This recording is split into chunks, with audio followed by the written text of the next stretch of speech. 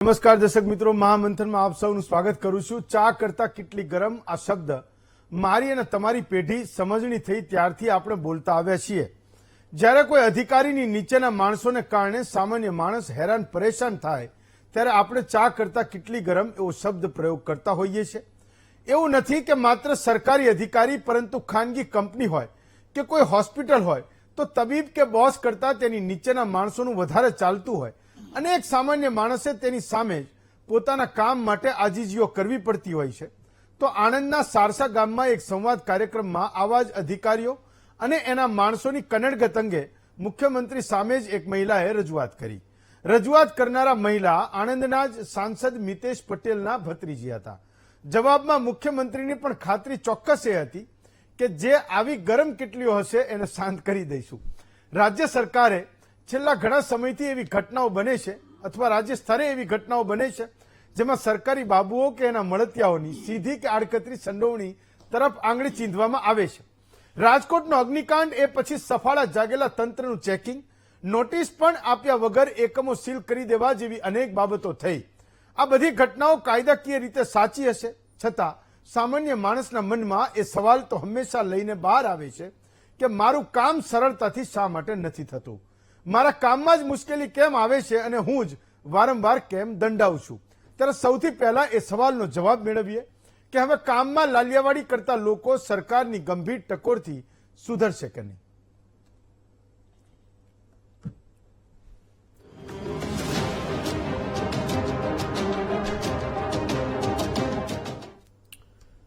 તો લોકશાહીમાં તો સરકારનું લાલન પાલન જ એ જનતાના ટેક્સથી થાય છે અને છતાં પણ એ લોકશાહીમાં એ સરકારના કર્મચારીઓનું પેટ એ જનતા ગમે એટલું ભરે તો પણ એ ભરાતું નથી। જેના કેટલાક ઉદાહરણો છેલ્લા કેટલાક દિવસોથી રાજકોટના અગ્નિકાંડ પછી હું અને તમે એ જોઈ રહ્યા છીએ, જે મને ને તમને એ સીધી રીતે દેખાઈ પણ રહ્યું છે। તો મુદ્દો એ છે કે આજે ભ્રષ્ટાચારની સામે એક લાંચ નામનો શબ્દ એ એટલો નાનો થઈ ગયો છે કે કાયદાઓ બને જ એના માટે કે માણસ વધારે દંડાય કેટલો। ક્યાંક એવું પણ થાય કે નિયમોમાં એ વધારે કડક થાય અને સામે પક્ષે અધિકારીઓની દાદાગીરી પણ એટલી જ વધતી જાય। એ પણ મારા અને તમારા રોજબરોજના વ્યવહારનો એક ભાગ છે જે આપણે રોજે એ જોઈએ છે, રોજે આપણે અનુભવીએ છીએ। માનો કે કોરોનામાં સરકારે બેંકોમાં જે લોકોની લોન ચાલતી હતી એના લોન પર વ્યાજને એ માફ કરવાની એક યોજના બનાવી હતી, જાહેરાત કરી, પણ કોઈ એ કહી તો બતાવે કે બેંકના અધિકારી પાસે જઈને કોઈ વ્યાજ માફી લઈ પણ આવ્યું હોય। માનો કે કોઈ બેંકના અધિકારી સામે એ વ્યાજ માફી લેવા પણ ગયું તો કે પછી કોઈએ એ સરકારની કોઈ જાહેરાતના સમાચાર પણ એ બેંકના અધિકારીને બતાવ્યા તો ઘણા બધા લોકોને અનુભવ થયા હશે કે વ્યાજ માફ થયું કે ના થયું, તો નહીં થયું। ઘણા બધા લોકોની ફરિયાદ હતી, પણ સવાલ એ છે કે એ બેંકના અધિકારીને, એ બેંકના કર્મચારીને તો છેવટે એનું લાલન પાલન તો એ સરકાર કરે છે, પણ સરકાર ક્યાંથી કરે છે? જનતા જ્યારે ટેક્સ આપે છે ત્યારે એ સરકાર એ અધિકારી કર્મચારીનું લાલન પાલન કરે છે। એનો પંખો ચાલે, એસી ચાલે, એની ગાડી ચાલે, એના ભાડા ભથ્થા, એના ખાતામાં દર 4, 5, 6 મહિને જમા થતું ડીએ કે એના પગાર કે કંઈ પણ એના દીકરાઓના વિદેશમાં ભણવાની લોન, જે કોઈ સુવિધા એ સરકારનો અધિકારી કર્મચારી ભોગવે છે, છેવટે એ તમામ પૈસા એક સામાન્ય નાગરિકના, જનતાના ખિસ્સામાંથી આવે છે, સરકારની તિજોરીમાં જાય છે અને એ સરકારની તિજોરીમાંથી એ સરકારના કર્મચારીને એ ભથ્થાઓ મળે છે, જે આપણે બધા એ સમજીએ છીએ। માનો કે સરકારમાં કોઈ દંડના પૈસા જમા કરવાના હોય તો એક દિવસ મોડું થાય તો એક દિવસનું વ્યાજ ચડે, 2 દિવસ મોડું થાય તો 2 દિવસનું વ્યાજ ચડે, તો રોજનું વ્યાજ ચડે। માનો કે એ જ પૈસા જો સરકારને, એ અધિકારીને કોઈ રીતે હિસાબ કરીને જનતાને ચૂકવવાના હોય તો કોઈ વ્યાજ માગી શકે? કોઈ એક નાગરિક છે કે જેને એ સરકારમાંથી પૈસા લેવાના હોય અને એમાં મોડું થયું હોય 2 વર્ષ, 5 વર્ષ, 10 વર્ષ, આ જમીનના વળતર જેવા કિસ્સાઓમાં તો વર્ષોના વર્ષો લાગી જાય છે, કેટલું વ્યાજ એમને મળે છે એ સૌથી મોટો સવાલ છે। માનો કે સરકારની તિજોરી પાસેથી, કોઈ અધિકારી પાસેથી એ સરકારી પૈસા કોઈ વ્યક્તિને લેવાના પણ છે અને એણે એવું કીધું કે મને આમાં વ્યાજ આપો, તો બિચારો એ વ્યાજ તો ઠીક છે, જે પૈસા લેવાના છે એ પૈસા માટે પણ કોર્ટના ચક્કર કાપતો જાય એ વ્યવસ્થાઓ આજે ટેબલે એ હું ને તમે જોઈએ છે. એ કેબિનોમાં જે કોઈ નિયમો અને નિયમાવલી બનાવતા હશે પણ છેવટે એનાથી ભ્રષ્ટાચાર વધ્યો છે. મેં કીધું એમ કે લાંચ નામનો શબ્દ એ બિલકુલ ઓછો થઈ ગયો છે, એ નાનો થઈ ગયો છે. જ્યારે કોઈ નિયમો બને તો એ સ્વયં સિદ્ધ હોય એ રીતે એ નક્કી કરે, એ અધિકારી એના ખાનાઓને ખતવે અને એ નક્કી કરે કે આમાં જે માણસ આવ્યો એ ફસાયો સમજો, એટલે દંડ તો ભરી જ નથી શકવાનો, એને કેટલાક રોકડા આપીને જ એ છૂટવું પડે, એ લાંચ આપીને જ એ માણસ છૂટી શકે. એ સરકારના ભરડામાં આવેલો એક સામાન્ય માણસ એ હંમેશા એ વાતને સમજે છે અને જોવે છે. કદાચ એ દર્દ પણ આ મુખ્યમંત્રીએ જે વાત કરી એ હોઈ શકે. હું એવું માનું છું રાધર, ઘણા બધા લોકોના અનુભવોને પણ સમજુ છું કે આવું એટલે પણ થાય છે કે સરકારમાં બેઠેલો એ કર્મચારી અને અધિકારી એ જનતાને પોતાની સમકક્ષ ગણતો જ નથી. તો એ જનતાની જે પીડા છે એ એને સમજવી જ નથી. જનતાનું જે દર્દ છે એને એના દિલમાં છે જ નહીં. તો એ નક્કી કરે છે કે તું કોણ અને હું કોણ. એ બરાબરીને એ ક્યારેય સમજતો જ નથી કે આ ગુજરાતનો નાગરિક છે, આ દેશનો નાગરિક છે અને મારી પાસે જે સુવિધા અને સેવા લેવા માટે આવે છે એનો હક છે. અને એટલે એક સરકારી અધિકારીના ટેબલ સુધી એ જાય છે. તો સીધી વાત છે કે એ સરકારમાં બેઠેલો કર્મચારી જેની ઉપર કોઈ તલવાર નથી લટકતી, જેની ઉપર કોઈ પગલાં લેવાના કોઈ સીધી રીતના કોઈ દિશા નિર્દેશ નથી દેખાતા, જે વ્યક્તિ એ પોતે એવું માને છે કે મારું કશું કોઈ બગાડી લેવાનું નથી, એટલી બધી સુરક્ષિત વાતાવરણમાં એ જીવતો નોકરી કરતો એ કર્મચારી અધિકારી એ ક્યારે જનતાને બરાબર સમજશે એ સૌથી મોટો આજની તારીખે તો સવાલ છે. તો ચૂંટણીની આચારસંહિતા પૂરી થઈ એ પછી મુખ્યમંત્રી હવે ધીમે ધીમે એ સરકારી કાર્યક્રમોમાં, એ સરકારી જાહેર કાર્યક્રમોમાં એ જતા થયા છે. તો રાજકોટના અગ્નિકાંડમાં જે રીતે અધિકારીઓની ભાગબટાઈ દેખાઈ, જે રીતે સરકારી અધિકારીઓની ભાગબટાઈ સામે આવી, મેં અને તમે જોયું, તો મુખ્યમંત્રી એવું બોલી રહ્યા છે કે આમાં આપણી કંઈક ભૂલ તો થઈ છે, જનતાની સુરક્ષા એ છેવટે સરકારની જવાબદારી છે. આજની વાત છે, આણંદના એક સરકારી કાર્યક્રમમાં ભૂપેન્દ્રભાઈ એવું બોલ્યા કે સરકારી કચેરીએ જે વ્યક્તિ આવે એ ધક્કે ન ચડે, એને કેટલાક ધક્કાઓ ના ખાવા પડે, એની જવાબદારી એ આપણે લેવી પડે. એ વાત પણ કરી કે એક જનતા તરીકે અરજદાર તમારી પાસે આવે તો એનું માન અને સન્માન જળવાય એ પણ આપણે પાક્કું કરવું પડે. અને ત્રીજી વાત એ કરી કે નાગરિક જ્યારે સરકારી કચેરીમાંથી બહાર નીકળે ત્યારે એના ચહેરા પર એ સ્મિત હોવું જોઈએ, એક સ્મિતનું સંતોષ હોવો જોઈએ અને એવું કલ્ચર, એવી સંસ્કૃતિ એ આપણે ડેવલપ કરવાની જરૂર છે, જે આપણે અત્યાર સુધી નથી કરી શક્યા. તો 1947માં આપણે આઝાદ થયા, અંગ્રેજોનું ગયું ને જનતાનું રાજ આવ્યું. પણ મને સવાલ થાય છે કે આટલા વર્ષોમાં એ સંસ્કૃતિ આપણે ત્યાં કેમ વિકસિત ન થઈ, અથવા તો એ આપણે કરવા માંગતા હતા તો એવી કઈ વ્યવસ્થા હતી જેણે એક સામાન્ય કર્મચારીના પાસે એક ગુજરાતનો નાગરિક જાય અને એ સસ્મિત ચહેરે એ સંતોષ સાથે બહાર આવે, એ સંસ્કૃતિ એ વિકસાવવામાં હજુ પણ કેટલી વાર લાગશે, કેટલા વર્ષો લાગશે, એ સવાલ મને તો થાય છે. અને કદાચ એક સવાલ એ પણ થાય છે કે આપણા જીવતા જીવ એ સંસ્કૃતિ હશે કે નહીં, જેમાં હું ને તમે એ જીવતા હોઈએ ને એનો અનુભવ કરતા હોઈએ કે હા આજ મારે આવકનો દાખલો કઢાવવો છે, આજે હું મારી ઓફિસમાં એક દિવસની રજા લઉં છું, કે હું મારી દુકાનને આજે બંધ રાખું છું, કે હું આજે ખેતરમાં મારે લણવાનું કામ હતું હું નથી જતો અને હું કોઈના સહારે કોઈને સોંપીને આવું છું, પણ આ એક દિવસ હું સરકારી ચાવડીમાં જાઉં છું અને મારે આ આવકનો દાખલો જોઈએ છે, મને મળી જવાનો છે. માનો કે કોઈ વ્યક્તિ એ પોતાના આયુષ્યમાન કાર્ડ માટે ક્યાંક રજળપાટ કરતો હોય અને એને પોતાને ભરોસો આવે કે આજે હું હોસ્પિટલ જઈશ ને મારું કાર્ડ એ કઢાવીને આવીશ, ક્યાંક રેશન કાર્ડમાં કોઈ મુશ્કેલી છે, નામ કમી કરાવવાનું છે કે ઉમેરવાનું છે, તો એને ભરોસો હોય કે હું આજે એક દિવસનો મારું વેતન છે, જે મારી રોજીરોટી છે, પાડીને જ્યારે હું સરકારી કર્મચારીના ટેબલ સુધી જઈશ તો મારું એ કામ એ થઈ જ જશે, એ ગેરંટી લઈને એ વ્યક્તિ ક્યારે બહાર આવશે, એ સંસ્કૃતિની વાત એ કદાચ મુખ્યમંત્રી કરતા હશે. તો સૌથી પહેલા એ મુખ્યમંત્રી અને જનતાને સાંભળી લઈએ જે આ સંવાદમાંથી મહામંથન નીકળ્યું છે. જે ચૂંટણી કાર્ડ છે કે આધાર કાર્ડ વટેવર જે હોય, ચા કરતા પિતરીઓ બહુ ગરમ. આ મેં મિતેશભાઈને કહ્યું હતું. અને પછી જો હું એવું કહું કે હું મિતેશભાઈની ભત્રીજી છું, હા મેડમ આવી જાઓ, કામ થઈ જશે. એટલે આ ધ્યાન આપો, કારણ કે અમે બી જે થતું હોય કાર્યવાહી એ પ્રમાણે પણ અમને કાઢી આપે. કારણ કે મારી જો ઘણા લોકો આવતા હોય, અમે ભાજપમાં ફરીએ ને ઝંડો લઈ, તમને બધા કહે આ કરી આપો, આ કરી આપો, પણ અમારે ત્યાં ના ચાલતું હોય તો અમે શું કરીએ? એટલે પ્લીઝ આજે ધ્યાન રાખજો સાહેબ. કરી દીધું કે ભાઈ આજે અહીંયા જઈએ, તમારા બધાની સાથે વાતચીત કરીએ, અહીંયાથી આગળ ક્યાં જવાનું છે, એક કલેક્ટર ઓફિસ બી જવાના છે. અહીંયા જેમ કીધું ને કે ભાઈ આ કેટલીઓ ગરમ છે, બધી શાંત થઈ જવી જોઈએ. ચલો ફાઇન. આ સ્ટેજ ઉપર ચીફ સેક્રેટરી પણ હતા, જે રાજ્ય સરકારના એક નાનામાં એવા કર્મચારીથી માંડીને છેક એસીએસ સુધીના વ્યક્તિઓના એ વડા હોય છે, એના ચીફ હોય છે. આપણી સાથે 4 વક્તાઓ છે. આજનો મુદ્દો છે ચા કરતા કેટલી ગરમ, મુખ્યમંત્રીનો ઇશારો શું છે.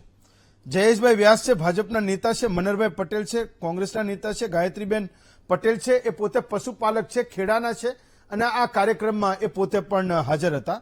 અને જીતુભાઈ જોબનપુત્રા છે, વરિષ્ઠ પત્રકાર છે. ગાયત્રીબેન, સૌથી પહેલા તમને પૂછું છું કે જે બેન રજૂઆત કરતા હતા, એ મેં સાંભળ્યું કે મિતેશભાઈ પટેલના ભત્રીજી હતા, કુટુંબમાં હતા.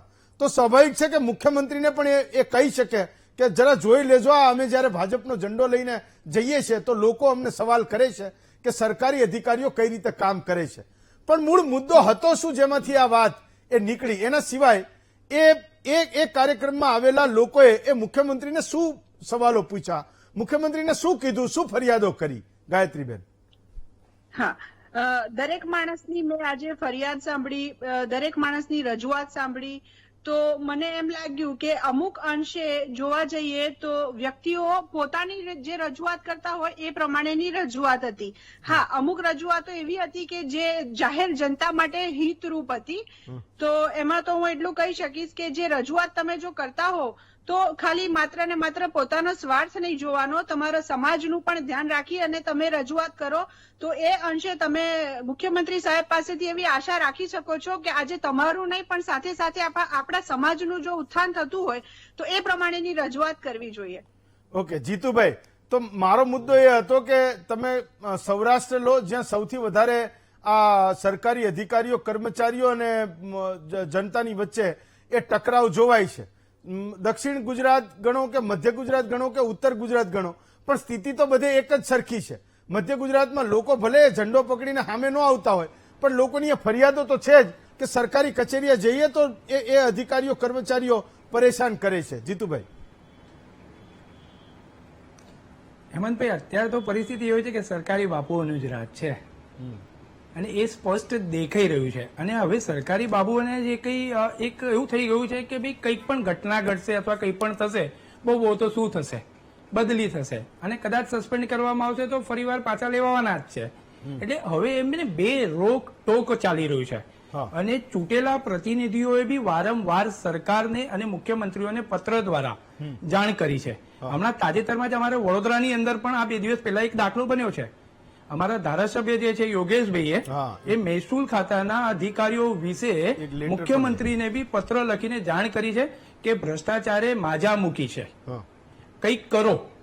એટલે હવે લોકો અમારી પાસે આવીને રજૂઆત કરી રહ્યા છે કે આ થઈ રહ્યું છે, અમારી ફાઇલ પાસ નથી થતી, આ રીતે માંગણી કરવામાં આવે છે, આ રીતનું છે, તો હવે તમે આવો. અને ત્યારબાદ જ જો કે 1 કે 2 દિવસ થયા છે એ વાતને, અને મુખ્યમંત્રી આણંદની અંદર જાય છે અને જાહેરની અંદર ધારાસભ્યની ભત્રીજી એવું જો કહેતી હોય તો આ વાતને કેટલું ભારપૂર્વક અને કેટલું હશે કે એ વેદનાઓ દેખાઈ રહી છે એ લોકોની કે ભાઈ હવે જે લોકો એમને કીધું કે અમે ભાજપનો ઝંડો લઈને નીકળીએ, લોકો અમારી પાસે કામ કરવા આવે છે છતાં કર્મચારીઓ કામ નથી કરતા. અને સરકારી બાબુઓ જે આપણે શબ્દ ગુજરાતીની અંદર વાપરે છે ને, હવે સરકારી બાબુઓ બેફામ થઈ ગયા છે. એમને કોઈ જાતની કોઈ બીક નથી, કશું જ નથી. માત્ર ને માત્ર વજન લઈને જ બેઠા છે, તોલ માપ લઈને બેઠા છે કે આની અંદર કેટલું તોલ માપ હોય. અને એની સાથે સાથે એજન્ટ પ્રથા પણ ચાલુ છે. હજુ એજન્ટ પ્રથા બી એવી છે કે તમે એક કામ કરો, પેલા ભાઈને મળી લેજો, એ જોઈ લેશે. એટલે એ બી એક બહુ મોટો મુદ્દો ઉદ્ભવી રહ્યો છે. પ્રજા ત્રાહિમામ છે ને છે. પ્રજાના જે કામો થવા જોઈએ થતા નથી, ચાહે પછી એ મધ્ય ગુજરાત હોય, દક્ષિણ ગુજરાત હોય કે સૌરાષ્ટ્ર ટેરેટરી હોય. ઇવન સૌરાષ્ટ્રની અંદર રાજકોટમાં સાંસદ એવું કહેવું પડ્યું કે મારી ફાઇલ પાસ કરવા માટે મારે લાંચ આપવી પડી હતી. હવે આનાથી વિશેષ શું હોઈ શકે? મુખ્યમંત્રીએ કીધું કે ભાઈ ગરમ કેટલીઓ ઠંડી થઈ જશે. હવે કેટલી કેટલીઓ ઠંડી થશે અને કઈ રીતે કામ થશે તો આવનારા દિવસોમાં તમે અને હું જોઈશું, સાથે સાથે પ્રજાએ બી જોવાનું છે. હવે પ્રજાએ પણ એ વિચારવાનું છે કે હવે ચૂંટણીઓ પતી ગઈ છે, હવે પોતે શું કરવાનું છે, પોતે નહીં. અને સરકારી બાબુ આવું લેતા હોય તો એને જાહેરની અંદર લઈ આવો, લાંચ ન આપો. ભ્રષ્ટાચારને જો અટકાવો તો શરૂઆત આપણે બી કરવી પડશે. એટલે પણ જો તમે આપશો, તમારું પોતાનું કામ કરાવીશો, એક કીડો તમે અંદર એન્ટર કરીને જશો અને એક કીડો સળવડતો આજે એને 100 રૂપિયા મળ્યા છે, એને આવતીકાલે એવું વિચારશે કે આ ફાઇલની અંદર મને 500 મળે, 5000 મળે, 10,000 મળે, 5 લાખ મળે. એ વધતું જાય છે, એની લાલચો વધતી જાય છે સરકારી બાબુ. અને સરકારી બાબુને ખબર છે કે કાયદો શું છે. આજે કંઈક થઈ, એસઆઈટી રચાય, અત્યાર સુધી એસઆઈટી રચાય છે, એસઆઈટી નું અત્યાર સુધીનું શું આવ્યું, મોટી મોટી ઘટનાઓ ઘટી, બરાબર છે, સરકારે લગાવી દીધી, ભાઈ એને ચાર્જશીટ ફાઇલ થઈ, આટલા પાનાની ચાર્જશીટ ફાઇલ થઈ, આની સામે થઈ, આની ધરપકડ થઈ ગઈ, અને અમુક મહિનાઓ પછી એને જામીન મળી જાય છે. અમારો વડોદરાની અંદર બોટ દુર્ઘટના, બધાને જામીન મળી ગયા છે. શું થયું? એ મસ્તીથી ફરી રહ્યા છે. હવે જ્યાં સુધી જામીન મળે આરામથી બાકીના કામ તો કરી શકવાના છે. જે 14 બાળકો ના મોત થયા છે, એમના જઈને પરિવારને પૂછો કે એમને શું થયું છે. આજે એમના પરિવારો એવું કે છે કે 14 જણા બહાર ફરી રહ્યા છે. સરકારી બાબુએ એવું સ્પષ્ટ આવ્યું કે 300 રૂપિયાની ભાગ બટાઈની અંદર એ આ બધું થયેલું હતું. ત્યાં રાજકોટની અંદર શું પરિસ્થિતિ છે કે ભાઈ ભલામણ મેં જ કરી હતી, રિન્યુ નહોતું થયું, ચાલતું, તો શું કરી રહ્યા હતા. હવે પછી સરકાર આવી રહી છે કે દર મહિને એનું નોટિફિકેશન થવું જોઈએ, દર મહિને બધું ચેકિંગ થવું જોઈએ. ખાલી માત્ર ને માત્ર જયારે આવી જાહેર સભાઓ અને જાહેર મંચ હોય છે ને ત્યારે આ રાજકારણીઓ માત્ર ને માત્ર એટલું જ કહે છે કે ભાઈ આ થશે અને થવાનું છે, અમે આની અંદર હવે ધ્યાન રાખીશું, હવે આ ઘટના નહીં ઘટે. તક્ષશિલાથી લઈને અત્યાર સુધીની ઘટનાઓ જુઓ, દર 6 મહિને, 8 મહિને, વર્ષે કંઈક ને કંઈક આવી મોટી ઘટના ગણ છે. મોરબીનો લઈ લો, શું થયું? પ્રજાએ તમને એમને ચૂંટીને મોકલ્યા છે. અને હેમંતભાઈ, હું એક કિસ્સો યાદ દેવડાવીશ. 2022 ની અંદર જયારે એક ડેટા મીડિયાએ પબ્લિશ કર્યા હતા કે કરોડપતિ નેતાઓ, ત્યારે મેં એક ભારતીય જનતા પાર્ટીના એક પ્રવક્તાને પૂછ્યું હતું કે શું આ વ્યવસાય સારો છે? તમારો 5 વર્ષની અંદર સંપત્તિઓ વધી જાય છે, મિલકતો વધી જાય છે, તમે જયારે સોગંદનામું રજૂ કરો છો એમાં કરોડો રૂપિયાની આવક 5 વર્ષમાં થઈ જાય. ક્યાંથી આવે છે કરોડો રૂપિયા? તમારા બિઝનેસ શું છે? પ્રજાએ હવે પૂછવાની જરૂર છે કે ભાઈ આ ટેક્સનો એક એક રૂપિયો અમે આપીએ છીએ, એક અમને જે જોઈએ છે એ અમને આપો, પાયાની સુવિધા આપો. મારી પાસે ડોક્યુમેન્ટ્સ મારા બધા રેડી છે, તો મને સમયસર એનું લાયસન્સ મળવું જોઈએ. મારે જે કામ કરવું છે, મારે આયુષ્માન કાર્ડ મને મળવા જેવું છે તો મને મળવું જોઈએ, એની સમય મર્યાદા હોવી જોઈએ. ત્રીજી મહાસત્તા તરફ આપણે પ્રયાણ કરવાની વાતો કરી રહ્યા છે, પ્રધાનમંત્રી કહી રહ્યા છે કે આપણે ત્રીજી સત્તા પર જઈ રહ્યા છે. ત્યાંના નીતિ નિયમો જુઓ, ત્યાં એક ક્રાઇટેરિયા છે કે ભાઈ આ વસ્તુની સમય મર્યાદાની અંદર આની પરમિશન મળી જવી જોઈએ. છે આ જગ્યાએ ફાઇલો વર્ષોના વર્ષ સુધી ઘણી વખત તો ફાઇલો ક્લિયર નથી થતી, જે જોઈએ છે તે મહિનાઓ સુધી. સામાન્ય માણસને સામાન્ય એની ખરેખરની જે જરૂરિયાતો છે એ સમયસર એને નથી મળતી. અને એની અંદર છે જેની લાગવગ છે, જેની ઉચ્ચ છે, એ જેની પાસે રૂપિયો છે એ આપી અને એનું કામ કરાવી લે છે. અહીંયાના એક ક્રિકેટરને જે કોર્પોરેશનનો પ્લોટ ફાળવવામાં આવ્યો હતો, રાજ્ય સરકારે ના મંજૂર કરી દીધો હતો, છતાં પણ એને એ પ્લોટની અંદર એનો તબેલો બનાવી દીધો. જયારે મીડિયા એને ઉલ્લેખ કરીને જેને બહાર લઈ આવે છે, ત્યારે કોર્પોરેશન એને કહે છે કે ભાઈ આની અંદર હવે ખાલી કરો અને પજેશન આપો. ત્યાં સુધી અધિકારીઓની આંખ જ નથી ખુલતી. સમજો, ચાલો.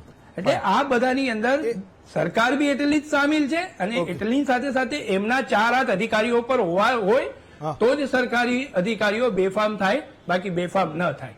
એટલે આજે સરકારી બાબુની જે કેટલીની વાત નીકળી છે, હવે કેટલા દિવસ આ કેટલી ગરમ રહે છે ને કેટલા દિવસ ઠંડી કરે છે આ લોકો, એ હવે આવનારો સમય પ્રજા, તમે અને હું બહુ સારી રીતે. તો એક મુદ્દો એ છે કે તમે તો ઓપોઝિશનમાં છો તો એ વાત બોલશો, કદાચ જયેશભાઈ માટે પણ એ સવાલ એટલો જ ઉપયુક્ત છે કે આજ માનો કે કોઈક એક આપણે ત્યાં કહેવત છે કે શેઠની શિખામણ ઝાંપા સુધી. મુખ્યમંત્રી એકવાર એ સ્ટેજ ઉપરથી એવું કહી દે કે ભાઈ સામાન્ય માણસને મુશ્કેલી ન પડવી જોઈએ, એના પોતાના કામ એ સહજતાથી થવા જોઈએ, એને ધક્કો ના પડે એવું એક વાતાવરણ તમારે બનાવવું જોઈએ. અને સરકારી કચેરીમાં આવનારો સામાન્ય માણસ એ પોતાનો સંતોષ છે એના ચહેરા ઉપર એ તમને દેખાવું જોઈએ, એવી સંસ્કૃતિનું આપણે નિર્માણ કરવાનું છે. તો માની લઈએ કે નેતાઓની પોતાની ઈચ્છા હશે કે ભાઈ કરવું જ જોઈએ, આ તો મારી સરકારમાં આવું બનવું જ જોઈએ, પણ એ બને એના માટે નીચે સુધી એ જવામાં તકલીફ શું પડતી હશે? માનો કે કોઈ સરકારી કચેરીઓમાં જે અત્યારે કહેતા હતા કે જોબનપુત્રા સાહેબ કે એજન્ટ તમને દેખાય છે, તો એજન્ટ તો બધાને દેખાય. એ કોઈ એવા કોઈ બગ તો નથી કે કોઈ નેતા આવે કે કોઈ અધિકારી આવે જે એકદમ ઈમાનદાર છે, જેને પગલાં લેવા છે, જેને એજન્ટ રાજ ખતમ કરવું છે, એ આવે ત્યારે એ લોકો નીચે ભોંયતળિયામાં જતા રહેતા હોય, સંતાઈ જતા હોય. પણ એ દેખાતી તો મને, તમને, નેતાઓને, અધિકારીઓને, કર્મચારીઓને, બધા લોકોને, સત્તા પક્ષને, વિપક્ષને, બધાને દેખાતી એ વ્યવસ્થા છે. તો કેમ નથી એ નાબૂદ થતી? હેમંતભાઈ, જે રીતે મુખ્યમંત્રી સાહેબે જે રીતે પેલા બેનને જવાબ આપ્યો, હા, એમાં હું બે કારણ વાત કરું છું. કાં એ વ્યક્તિ એ મુખ્યમંત્રીના પદ ઉપરથી છે, એની પોતાનો પાવર બતાવી શકતા નથી એના ટાઈમમાં, હા. અને અથવા તો એ દંભ કરે છે. એટલા માટે હું આ વાત કરું છું કે કોઈ પણ સરકારમાં પોતે એવું શબ્દ પ્રયોગ કરે કે કેટલી ગરમ છે અને ઠંડી કરવી પડશે. એ જાહેર જીવનના માણસ છે. એ એક ધારાસભ્ય એક વખત ચૂંટાણા, બીજી વખત ચૂંટાણા, એને પબ્લિકની પરસેપ્શન, પરિસ્થિતિ બધી ખબર છે. આ રાજ્યની અંદર એ રહે છે. હા. આ બાબુઓની સરકાર છે. ભાઈ જીતુભાઈ વાત કરી, એમાં કોઈ મનમેક નથી, કારણ કે 2013માં નિવૃત્ત થયેલી સૌથી મોટી કિટલી એક ગાંધીનગરમાં મુખ્યમંત્રીની ચેમ્બરની બાજુમાં બેસે છે, અને એ મોટી કિટલીના કારણે એનો જે ભાગ બધો છે એ નાની કિટલીઓ ગરમ રહે છે. આ વાસ્તવિકતા છે, અને આપણે અનેક વખત આ વસ્તુ આપણે કહી ચૂક્યા છીએ, અને એના આધાર પુરાવા સાથે આપણે થોડી વાત મૂકીએ છીએ. એની બે વાત મૂકી દઉં અત્યારે કે ગુજરાતની અંદર આ પરિસ્થિતિ સર્જાવાનું મુખ્ય કારણ એ છે કે ભારતીય જનતા પાર્ટીના જે વૈચારિક માણસો છે, જે અનુભવી લોકો છે, એ લોકો સાઇડ ટ્રેકમાં છે, અને જે બાબુઓ જે ખરેખર આ રાજ્યની અંદર એની જવાબદારીપૂર્વક કામ કરે એવા 30-35 બાબુઓ પણ સાઇડ ટ્રેક છે. એટલે વાહે વધ્યા કોણ અંદર? સરકારમાં ભારતીય જનતા પાર્ટીના આગેવાનો એ જ બચ્યા. એ કેટલી ગરમ કરવા વાળા ઈ જ છે, અને ઠંડી પાડવા વાળા ઈ જ છે, અને એના પર આપણે કામ કરે છે એવા બાબુઓ ઈ જ છે. એટલે આ બધું ભેગું થઈ ગયું છે, એના કારણે આ બને છે. એનો એક દાખલો આપું. ગુજરાતની અંદર નશાબંધીનો કાયદો આવ્યો એ વર્ષોથી છે, પણ સરકારની સામે એવા પ્રશ્નો ઉભા થયા કે નશાબંધી કાયદાને કડક કરવો પડશે, આ બુટલેગરોનો તાસ ને વગેરે વગેરે વગેરે. 2017ની અંદર કાયદો બન્યો. 2017ના કાયદા પછી 2018ની અંદર અમદાવાદ શહેરની અંદર 6012 બુટલેગરો ઉપર ફરિયાદ થઈ, અને 5 વર્ષ પછી 2021ની અંદર 9000 સમથિંગ બુટલેગરો ફરિયાદ થઈ.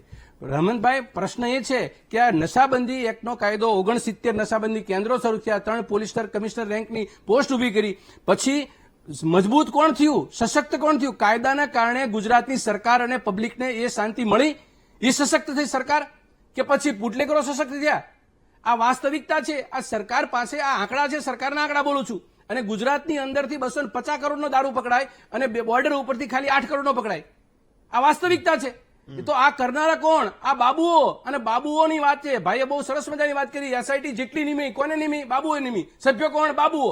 એટલે બધો પ્રકારનો બાબુઓ પ્રમાણનો રોલ છે, અને એની અંદર મૃદુ અને આપણા સંવેદન મુખ્યમંત્રી એટલું બોલીને નીકળી ન શકે. એ રાજા, આ રાજ્યના રાજા છે, અને બાબુ ખબર હોય કે આ કેટલી ગરમ છે, તો એ જ સ્પોટ ઉપર ત્યાં એનો નિર્ણય લેવાનો જોઈએ. કયો બાબુ ગરમ છે એને પ્રશ્ન પૂછવો જોઈએ બેનને. કયા બાબુ સાથે તમારી તકલીફ છે, હાજર કરો. ચીફ સેક્રેટરી બાજુ બેઠા હતા, કેમ નિર્ણય નહીં થયો? બીજો એક દાખલો આપું તમને. ગુંડા ધારા એક્ટ આવ્યો 2020ની અંદર. 1995માં ભારતીય જનતા પાર્ટીની સરકાર બની. આજે 25-27 વર્ષ થયા. 25-27 વર્ષ પછી 2020ની અંદર ગુંડા ધારા એક્ટ લાવવાની ફરજ પડી, કારણ કે એટલા ગુંડા પેદા કર્યા ભારતીય જનતા પાર્ટીએ, એટલા ગુંડા પેદા કર્યા, એને ખબર પડી કે આ જનતાની સામે જવાબ દઈ શકે એમને ગુંડાધારા એક્ટ લાવ્યા. ગુંડાધારા એક્ટ લાવ્યા પછી શું કર્યું? આ રાજ્યની અંદર દની પરિસ્થિતિમાં બનેલી આપણા સૌના માટે કલંકિત ઘટના હતી 2002ના રમખાણો.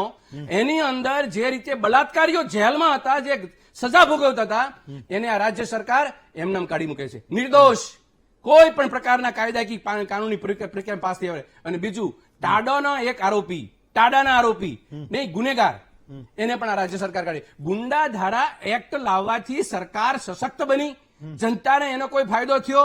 નશાબંધી ખાતાનો કાયદો બન્યો, કોઈ જનતાને ફાયદો થયો નહીં. હવે કિટલીની વાત કરું સાહેબ. કિટલી એક જીએલડીસી નામનો ડિપાર્ટમેન્ટ, એ એમાંની એક કિટલી એના ટેબલના ખાનામાંથી 56 લાખ રૂપિયા પકડે છે. Anti corruption department 56 lakh crore રૂપિયા. એ કિટલીનો એસઆઈટી નિમાણી વગેરે વગેરે થયું, અચ્યુતમ કેસમ થઈ ગયું, છૂટી ગયા, પાછા નોકરીએ લગી ગયા. જીએલડીસી ડિપાર્ટમેન્ટ. અને સાહેબ જીએલડીસી ડિપાર્ટમેન્ટને તાળું મારી દીધું, પણ પેલા ભાઈને જે કિટલી હતી એને જેલમાં ન નાખી શકી. આ ભારતીય જનતા પાર્ટી સાહસવૃત્તિ. હું તમને બીજી એક વાત કહું, એમ બહુ સરસ મજાની. સરકારી અનાજની ચોરી માટે એસઆઈટી નિમાણી, બધાય બારા. મગફળી સળગી ગઈ, 4 વખત સળગી, 2 વખત ઢેફા નીકળ્યા, એસઆઈટી નિમાણી, દીપંકર ત્રિવેદી ત્યાં મળ્યા, એસઆઈટી નિમાણી બધાય બારા.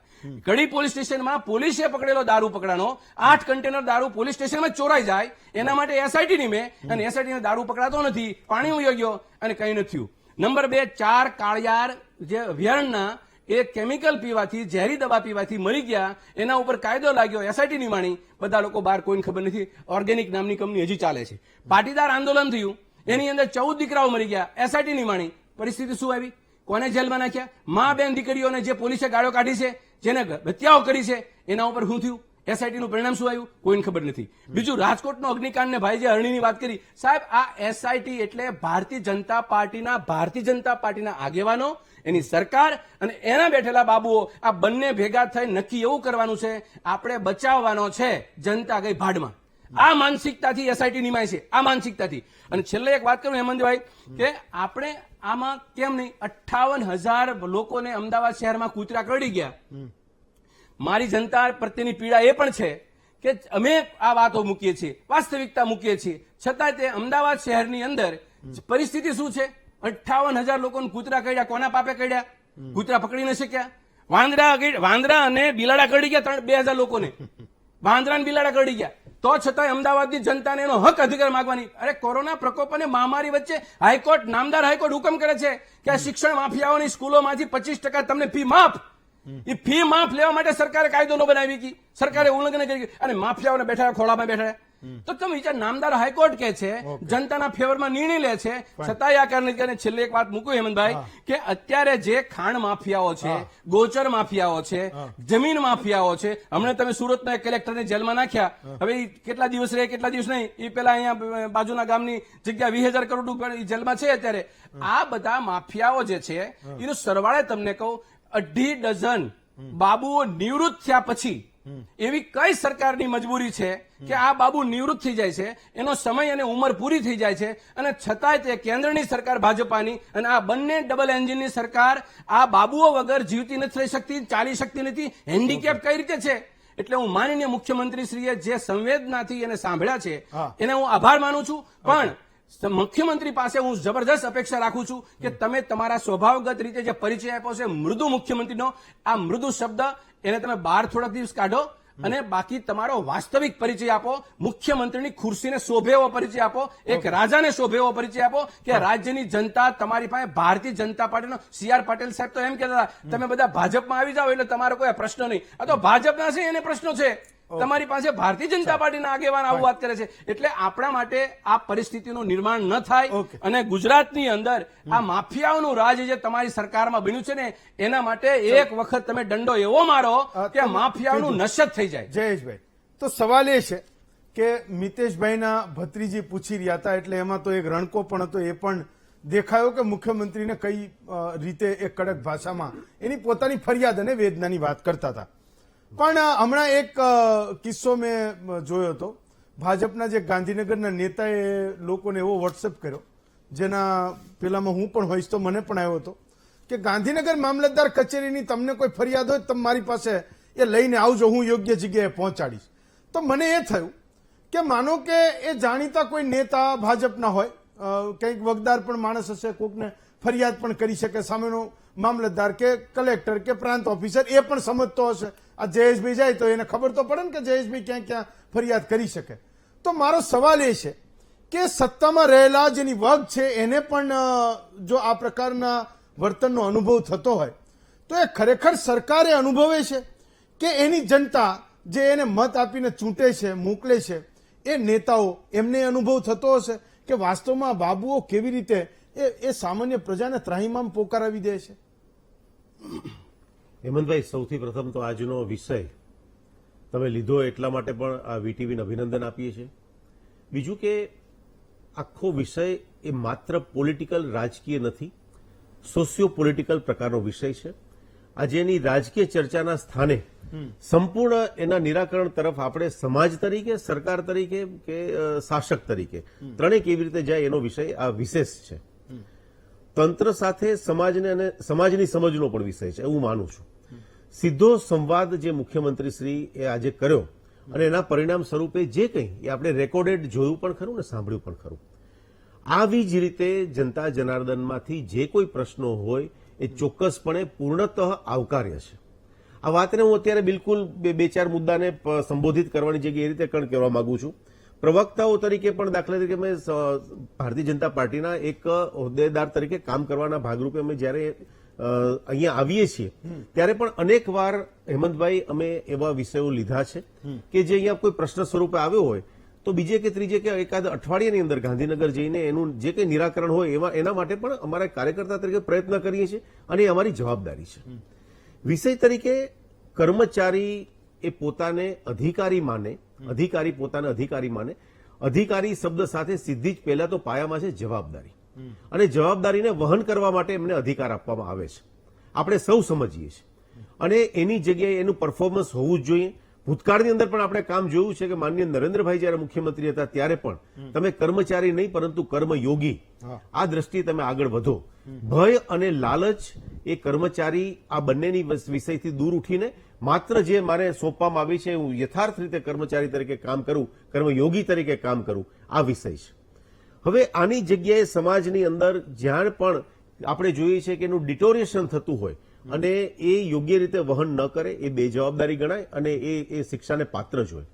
કોંગ્રેસના પ્રવક્તાશ્રીએ પણ હમણાં જે વાત કરી કે ભાઈ તમે, એમણે પોતે પણ કીધું કે ભાઈ 2 કલેક્ટરો અત્યારે અંદર છે એ એક્શનનો જ ભાગ છે અને એના આધારે માનનીય મુખ્યમંત્રીશ્રીએ આજે જે પ્રત્યુત્તર આપ્યો છે એના આધારે કામો પણ થશે. આપણે જોઈએ છે કે એમણે બધા આપણે ગણતા હોય પ્રશ્નો કે આ થયું આ ન થયું, બધી વાત સાચી, પણ આપણે ત્યાં પ્રક્રિયાના ભાગરૂપે કે સિસ્ટમના ભાગરૂપે આપણે અંદર રહીને કરતા હોઈએ છીએ અને એનું કામ અત્યારે 2 કલેક્ટર જેમ કીધું અંદર છે.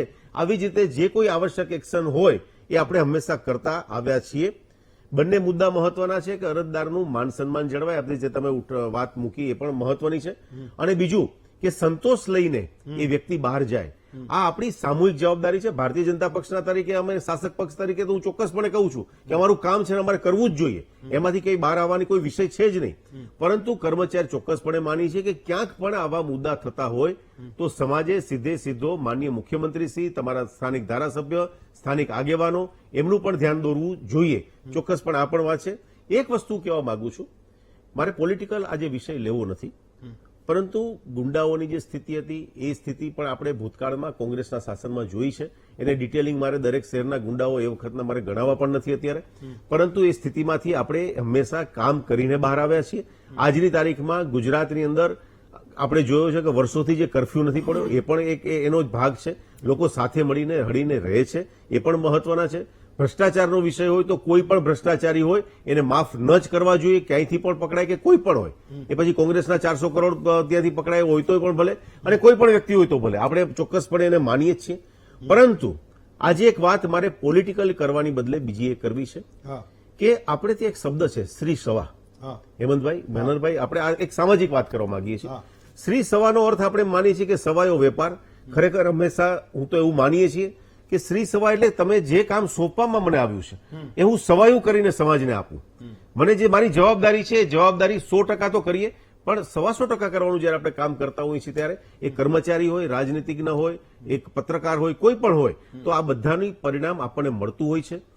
હંમેશા સરકારશ્રીમાં ચોક્કસપણે માનનીય મુખ્યમંત્રીશ્રી સાથે કે આપણે અત્યારે પેનલમાં બેઠા છીએ બધા, કે જનતા અત્યારે સાંભળે છે કે આપણી સાથે વાતમાં જોડાયા છે બધા, કે વ્યક્તિને શિક્ષા થાય એ આપણા મૂળભૂત બંધારણની અંદર થાય એની પહેલીની પ્રક્રિયા એ તો હોય અને શિક્ષા થવી જોઈએ, લાંચ રૂશ્વત ગમે તેની સામે. પરંતુ મુખ્ય અત્યારે આવશ્યકતા છે કે આપણે એક કર્મચારી કે એ વ્યક્તિ અરજી કરીને આપણે જઈએ છીએ. આજે કર્મચારી મિત્રોને પણ આ મંચ ઉપરથી આપણને કહેવાનું મને ચોક્કસ એ યોગ્ય લાગે છે કે જ્યારે સરકારની અંદર આપણે એક જગ્યાઓ ખાલી પડે છે, આપણે ઘણીવાર સરકારી નોકરીઓની વાતો કરતા હોઈએ છીએ, બરાબર છે. હવે એ સરકારી નોકરીની અંદર આપણે જયારે એક વ્યક્તિ અરજી કરીને જાય છે ત્યારે બરાબર સમજીને જાય છે કે મારે જનતાના પૈસા એનો યથાયોગ્ય ઉપયોગ કરવાનો છે, મને એમના એમાંથી જે કંઈ મને વળતર આપવામાં આવે છે મારા જીવન નિર્વાહ માટે એનો પૂરેપૂરો જવાબદાર છું. અને આ પ્રકારે જ્યાં સુધી આપણે નથી કરતા ત્યાં સુધી પછી બાકીનું બધું જ એને એ સિસ્ટમમાં આવે, સિસ્ટમ એને શિક્ષા કરે, એ તો થશે જ અને કરવાનું જ હોય. પરંતુ સૌથી પહેલા તો જાતને છેતરવાનું કામ એ જો કર્મચારી કરતા હોય તેને બંધ કરવું જોઈએ અને એના તરફ માટે આગળ વધવું જોઈએ. આજનો વિષય સંવેદનશીલ છે અને કર્મચારી એ પણ ગુજરાતના નાગરિક છે, ભારતના નાગરિક છે. જનતા જે જ્યાં કંઈ પરેશાની ભોગવવી પડતી હોય એ પણ ગુજરાતના નાગરિક છે અને એની સામે સરકારશ્રી જે કરવું જોઈએ હું ચોક્કસપણે માનું છું કે માનનીય મુખ્યમંત્રીશ્રીએ જે કંઈ મુદ્દા છે એની ઉપર કામ થશે, કરવાનું જ છે અને ચોક્કસપણે આ જ નિષ્ઠામાં આ દિશાની અંદર અમે આગળ વધીશું.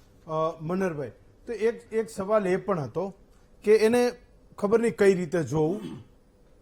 એન્ટી કરપ્શન બ્યુરો એવું કહે છે કે ગુજરાતમાં એણે જે ગયા વર્ષે કામ કર્યું હતું એના કરતા બમણા અધિકારીઓ અને કર્મચારીઓ એન્ટી કરપ્શન બ્યુરોના છટકામાં ઝડપાય છે. એણે લાંચના સ્વરૂપે આપેલી જે રકમને જે એણે જપ્ત કરી, જે એણે લઈ લીધી, જે પકડાય એની પાસેથી, તો એ પૈસા પણ કંઈક અમુક ઘણા પૈસા એ સરકારની તિજોરીમાં જમા થયા.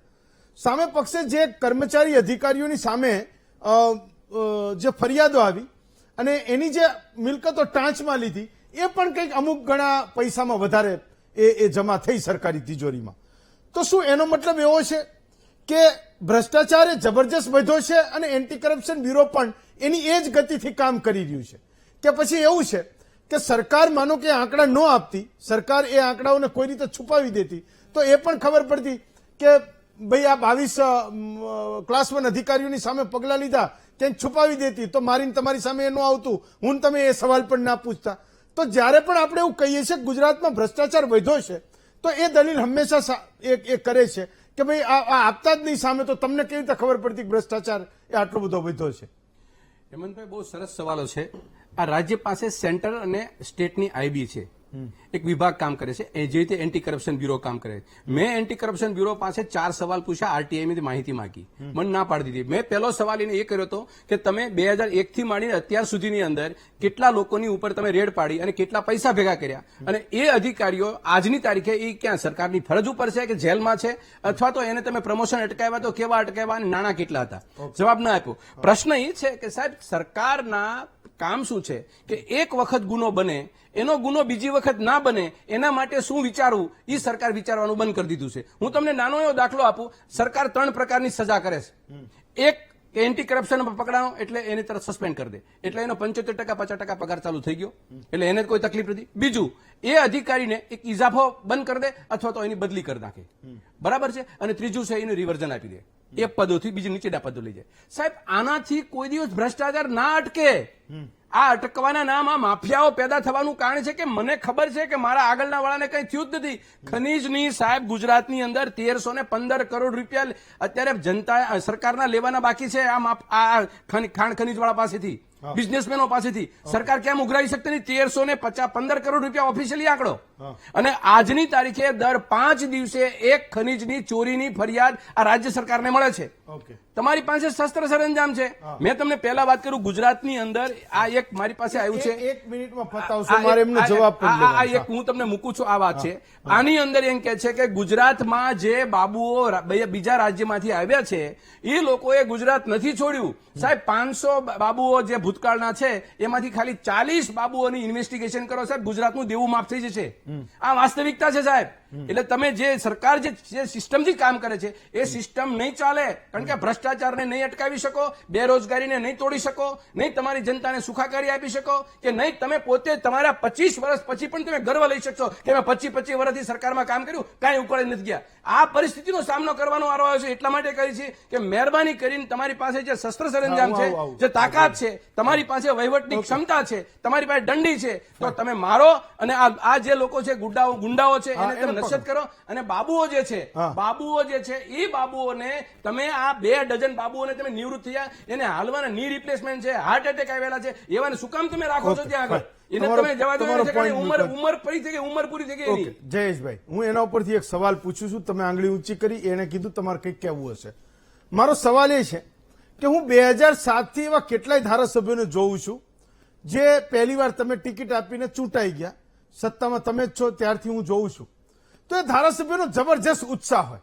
એ ક્યાંક કોઈ મામલતદારને ક્યાંક જાહેરમાં તતડાવી નાખે, ક્યારેક કલેક્ટરનો વારો ચડી જાય, ક્યારેક કોઈ પોલીસ વાળાનો વારો ચડી જાય, નીચે કોઈ પ્રાંત વાળો કે હેલ્થનો કોઈ કર્મચારી કે શિક્ષણમાં કોઈ પરેશાન કરતો હોય, કામ ન કરતો હોય, જનતાની ફરિયાદ હોય, તો એ ધારાસભ્યોને હું મજબૂતીથી ઉભા રહેતા જોઉં છું.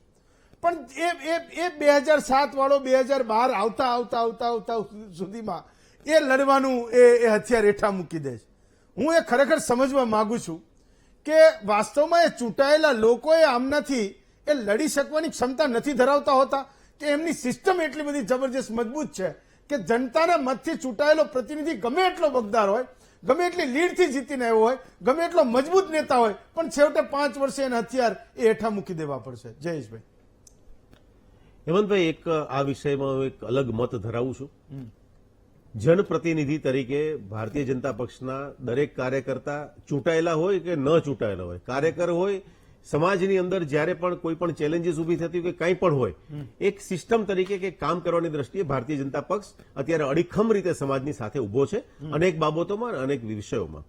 અત્યારે આ જ વિષયની ચર્ચા થાય છે એટલે મારે એને વિષયાંતર નથી કરવું, પરંતુ કોંગ્રેસના સમયગાળાની અંદર જે પરિસ્થિતિ હતી એ મનહરભાઈ આપણે યાદ કરાવીએ તો એ મારે એ વિષય તરફ નથી લઈ જવા, પરંતુ અત્યંત કપરી પરિસ્થિતિની અંદરથી પણ આજે ગુજરાતની અંદર આપણે જે અત્યારે સ્થિતિ ઉભા છે લો એન્ડ બધાની અંદર, અને જે આપે જે કીધું હેમંતભાઈ કે તમે જે વિષય મૂક્યો કે ભાઈ અત્યારે આપણે જે પ્રકારે એન્ટી કરપ્શનના કેસ થાય છે, જે લોકો અંદર છે, હા, એવું તમે જો અપેક્ષા રાખતા હો કે કાયદાની પ્રથાની મનહરભાઈની એવી અપેક્ષા હોય કે એનાથી વિષય પેલું કરવામાં આવે તો એ કાયદો તોડીને કે મરોડીને કે ફોડીને કામ આપણે જોઈએ છીએ કે આપણા કાયદા પ્રમાણે, આપણે દુબઈના કાયદા પ્રમાણે કામ ન થાય, પરંતુ જે એક્શન લેવાની પદ્ધતિ છે આપણા બંધારણના આધીન એ શ્રેષ્ઠ રીતે ગુજરાતની અંદર લેવાય છે.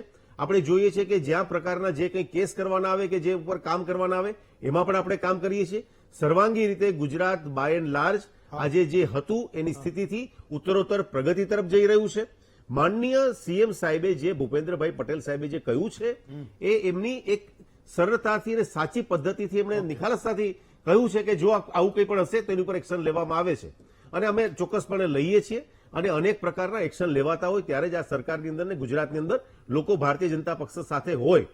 હા, કોઈ વિષયની ચર્ચા ચોક્કસપણે થઈ શકે, બાકી આ છે થયું છે એટલે બધું આમ થઈને થઈ ગયું છે તો 100 રૂપિયામાંથી 85 રૂપિયાની વાત આપણે એમાં આવે જ, પરંતુ એની સાથે એ ચર્ચા આપણે કરવાની જગ્યાએ લો એન્ડ ઓર્ડર એમની કામ કરે છે, જ્યાં પણ સામે દેખાય એની ઉપર આપણે એક્શન કરવાની વાત આવે છે. લોકો ખુલ્લીને સંવાદ કાર્યક્રમની અંદર વાત મૂકે છે અને એની સામે એની પ્રતિક્રિયા અને પ્રતિભાવ રૂપે એક્શન પણ લેવાય છે.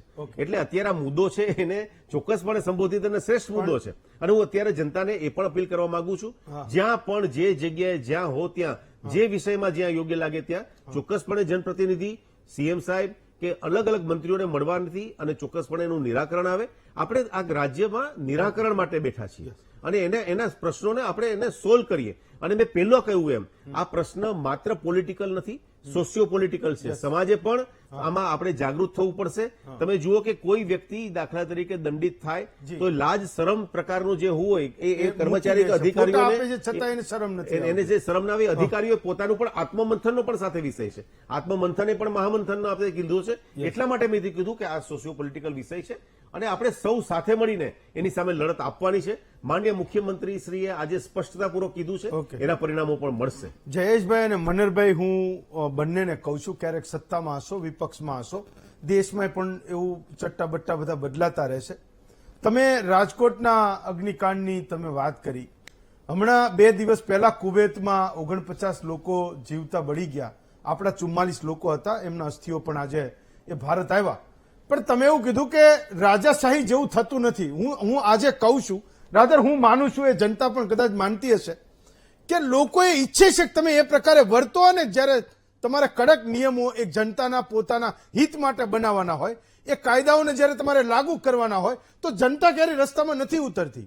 જ્યારે ભ્રષ્ટ લોકોને દંડવાના હોય તો હું એ એકદમ એક ચોક્કસથી કહું છું, હું પાક્કો છું અને હું કહું છું કે મને એ વિશ્વાસ છે ને હું કહું છું કે જ્યારે જનતાને એવું લાગે કે આ ભ્રષ્ટાચારીને દંડવાનો છે તો જનતા ક્યારેય એનો વિરોધ નથી કરતી. કાયદાઓને તમે લોકશાહીમાં લાગુ કરો કે રાજાશાહીમાં લાગુ કરો, છેવટે લોકોના હિતમાં હોય. લોકો એવું અનુભવે કે આ મારું શાસન છે, જનતાનું શાસન છે.